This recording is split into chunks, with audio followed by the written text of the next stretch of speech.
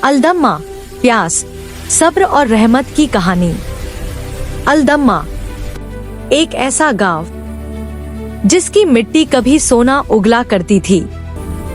कभी यहाँ की फसलें इतनी लहलहाती थी कि दूर से देखने वाला समझ ले यह जमीन गरीब नहीं हो सकती।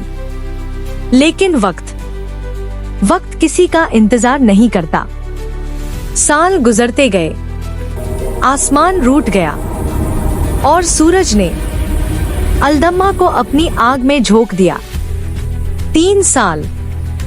3 पूरे साल बारिश की एक बूंद नहीं गिरी।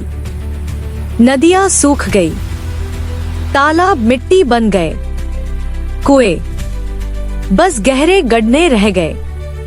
लोगों के चेहरे झुलसी हुई जमीन जैसे हो गए थे।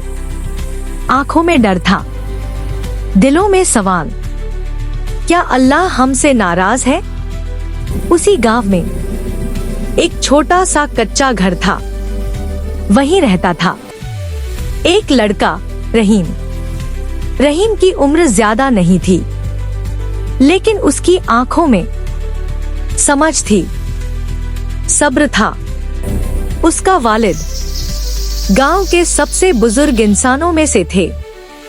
झुकी हुई कमर, सफेद दाढ़ी और दिल में अल्लाह पर पूरा यकीन। उनके घर के पास एक पुराना कुआं था, पत्थरों से बना हुआ, सादा सा।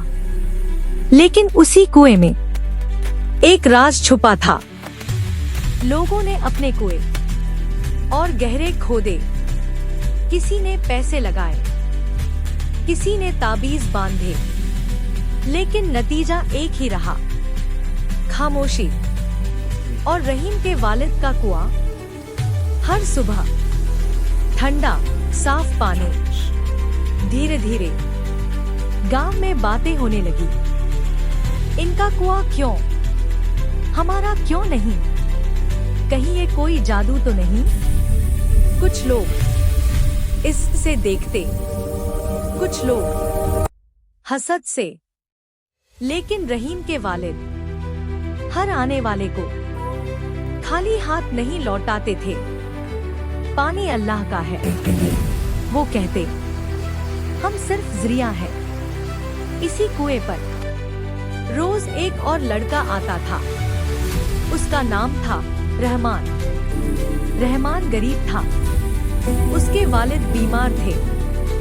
घर में पानी की एक बूंद भी कीमती थी। रहीम और रहमान कुएं के पास ही मिले थे। धीरे धीरे दोस्ती गहरी होती गई। पानी भरते हुए वो बातें करते, ख्वाब देखते। जब बारिश आएगी, रहमान कहता, मैं सबसे पहले अपने अब्बा को नहलाऊंगा। रहीम मुस्कुरा देता। लेकिन एक दिन गांव के कुछ लोग इकट्ठा हुए। उनके चेहरों पर सब्र नहीं था, बस गुस्सा था। अगर सिर्फ एक कुआं है, उन्होंने कहा, तो वो पूरे गांव का होना चाहिए। रहीम के वालिद चुपचाप सुनते रहे। अगर ये कुआं सूख गया, उन्होंने सिर्फ इतना कहा, तो याद रखना, हम सब बराबर होंगे। लोग हंस दिए। उसी रात तेज हवा चली, आसमान पर बादल आए। लोगों के दिल धड़क उठे, लेकिन बारिश नहीं हुई। सुबह जब रहीम कुएं के पास पहुंचा, तो उसके हाथ कांप गए। कुएं में पानी कम था। पहली बार डर ने दस्तक दी। रहमान भी आ गया। उसकी आंखों में सवाल थे।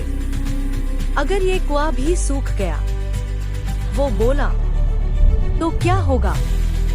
रहीम ने आसमान की तरफ देखा। अल्लाह देख रहा है, उसने कहा। उस दिन रहीम के वालिद ने सबको इकट्ठा किया। आज से उन्होंने कहा, पानी नापा जाएगा, कोई ज्यादा नहीं लेगा, कोई कम नहीं पाएगा। कुछ लोग नाराज हुए, लेकिन हालात ने उन्हें चुप कर दिया। रहीम और रहमान दिन रात कुएं की रखवाली करने लगे। और फिर एक रात बिजली कड़की, आसमान फटा, पहली बूंद गिरी, फिर दूसरी, फिर मूसलाधार बारिश। लोग घरों से बाहर निकल आए, रोते हुए, हंसते हुए। कुएं का पानी फिर से भरने लगा। सालों बाद अलदम्मा की जमीन फिर से सांस ले रही थी। रहीम ने अपने वालिद का हाथ चूमा।